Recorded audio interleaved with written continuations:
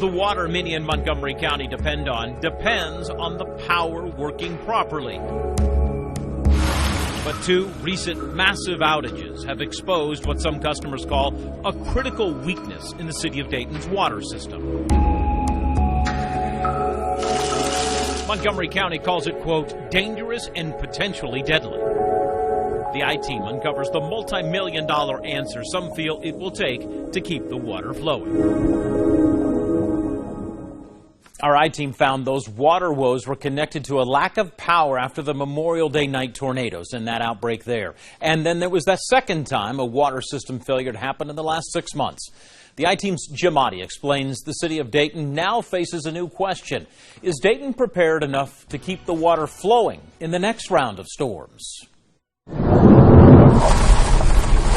When the Memorial Day tornadoes hit, it took hours before we realized how devastating and widespread the damage was. We learned the power outages also led to this.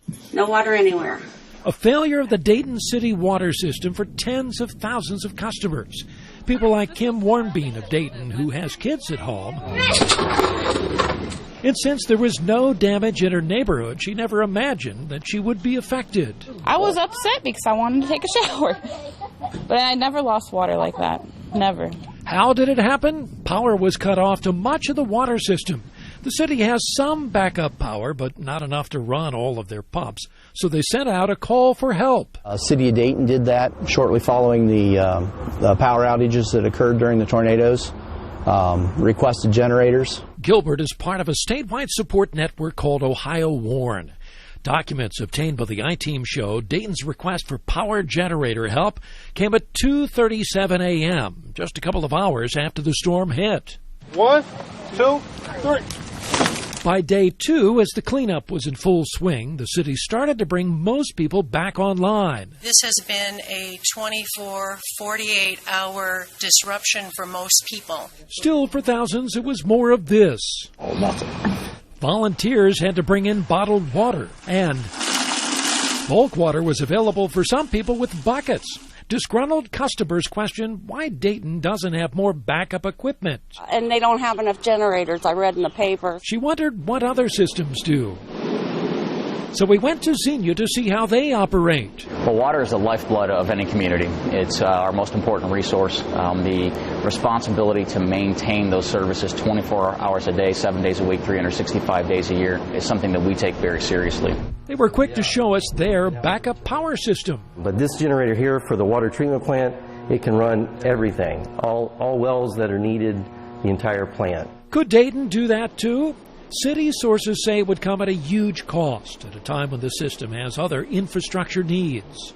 Our I-Team investigation found, yes, it would cost many millions of dollars to provide backup generation at every one of these pumping stations. But at the same time, customers are telling us they don't want to hear that. They want the water to continue to flow despite the storms. I just think that they should have a better backup plan for next time because obviously we see we're not immune to these storms.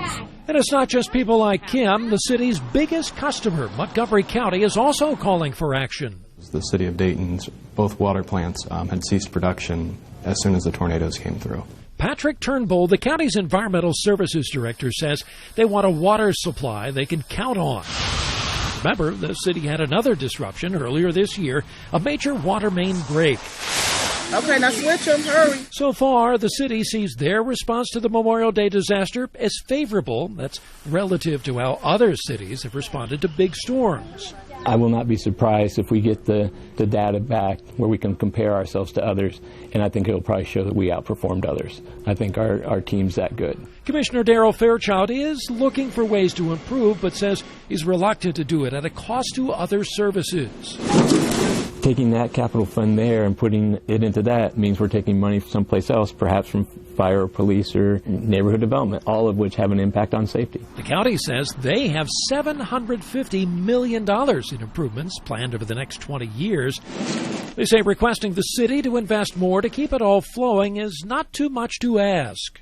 For $15 or $20 million in that range, the city could have backup power at their plants and well fields. Should anything like this occur again in the future, they would have backup generation. We at the county actually believe that would be a good investment. He's worried about water for everyday use and having enough to put out a major fire, if that would happen during a disaster. Turnbull says if the city doesn't act, the county may be left to explore its other options, so that the next time a big storm strikes, people won't have to worry about losing their water service. Jim Oddie, News Center 7. Montgomery County is in the second year of a 20-year agreement with the city to provide water. That partnership is strained by a disagreement over how to handle a serious contamination issue. The State Environmental Protection Agency recently said it was unable to act as a mediator in the dispute between the city and the county. And of course, we have additional information and coverage for you on our WHIO News app. There you will have a story with the answers to the 3 frequently asked questions about Dayton's water issues.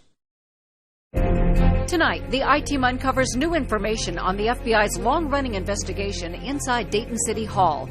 A document trail, including the beginning of an investigation that's already produced 1 guilty plea and 4 federal criminal cases. It's hell for them because they don't know how long it's going to go on. Now, insiders answer some of the public's biggest questions. The government has very powerful and intrusive techniques.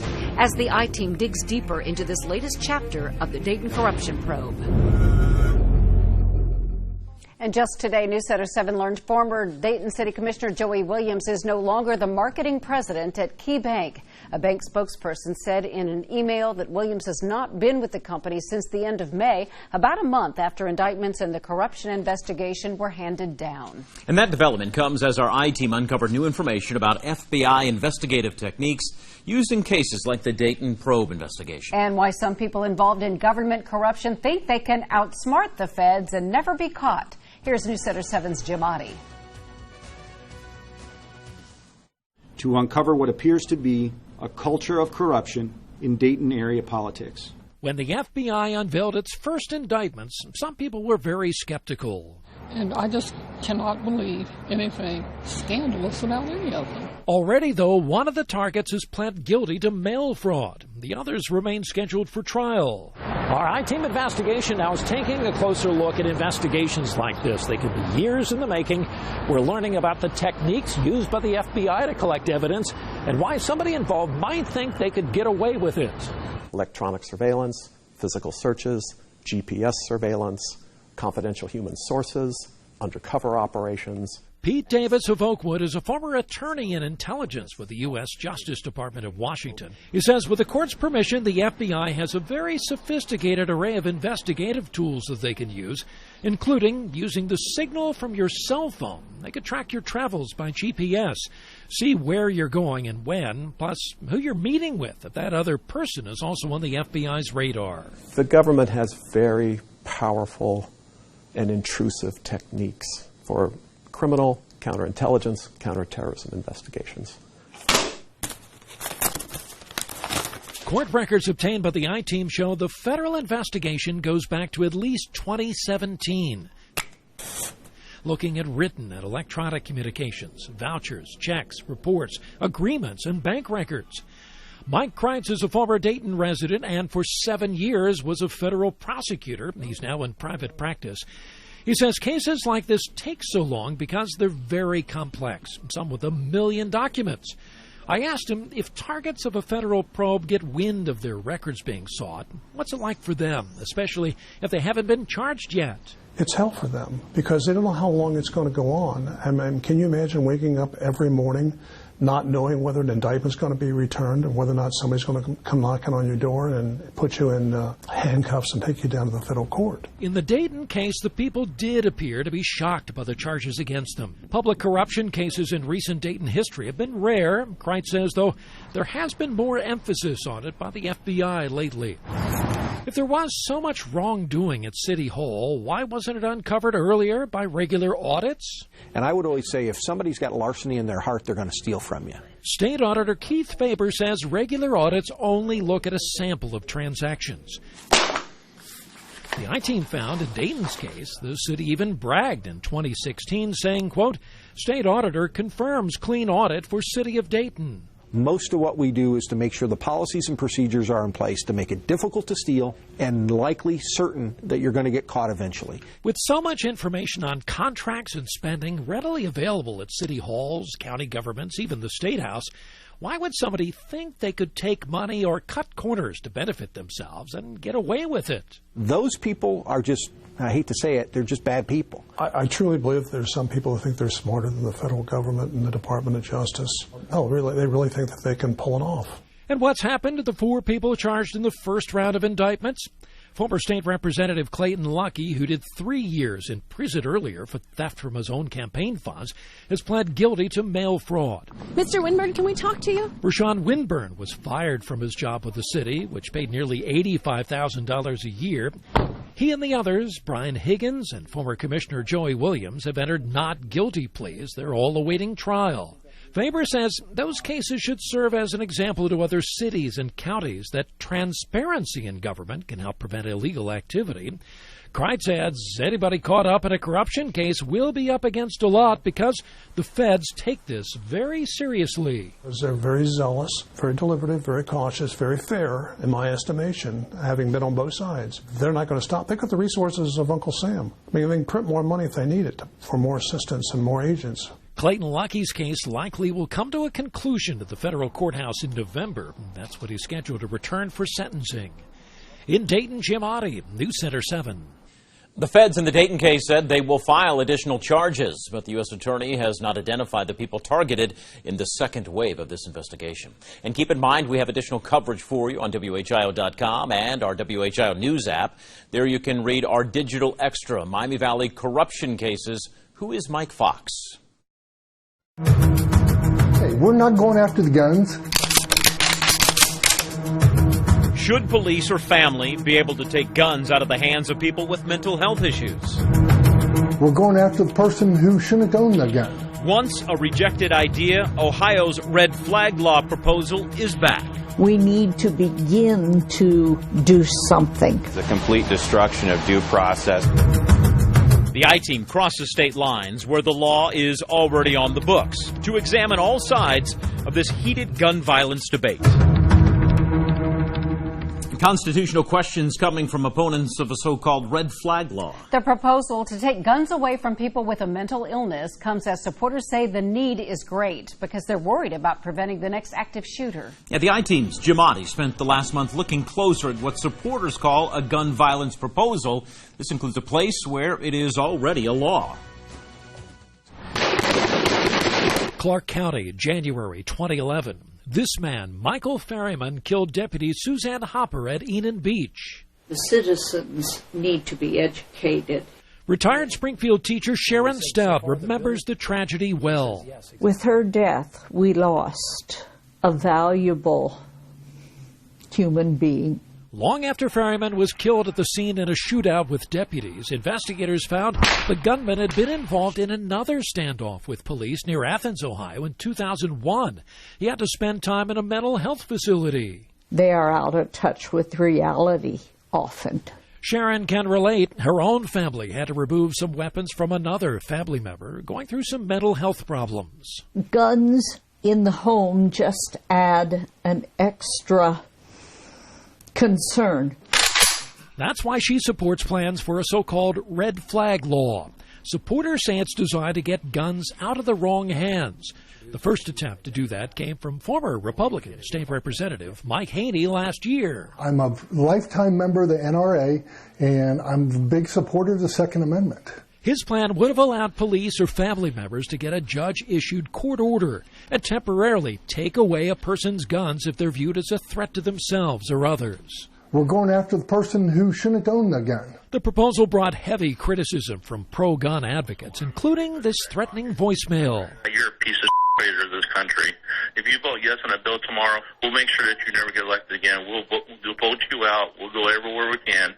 Haney's bill went nowhere, but the idea is not unique to Ohio. Our I-Team investigation found there's one part of our region that already has this kind of law on the books. It's here in Richmond, Wayne County, Indiana. Law enforcement says if used properly, it can save lives. It not only can save lives, but it also can protect the individual's constitutional rights to keep and bear firearms. Wayne County, Indiana Sheriff Randy Redder says they've used this law in his county 10 times in 2018, 2 times so far this year, producing a big surprise in one case. We went in and we found that this person had been trying to manufacture machine guns. Indiana calls it the Jake Laird Law, named for an Indianapolis police officer, Jake Laird, who was gunned down by a man on a violent rampage in 2004. The sheriff says the law works, and people the I-Team talked to here support it. If you don't get the guns out of the hands of the people that don't need to have them, you're just asking for chaos. We took a look at that legislation. Gun rights advocates, though, could not disagree more. Gun owners look at red flag legislation as the complete destruction of due process for gun owners. Well, the sheriff says about 50% of last year's cases resulted in the firearms being returned to the owner. Ohio Gun Owners Board Director Chris Dorr says it's still wrong. It gets rid of due process and then instead empowers courts to make decisions based on usually one-sided facts to have somebody's firearms taken away from them. Now at the Ohio State House, there's another push for a red flag law.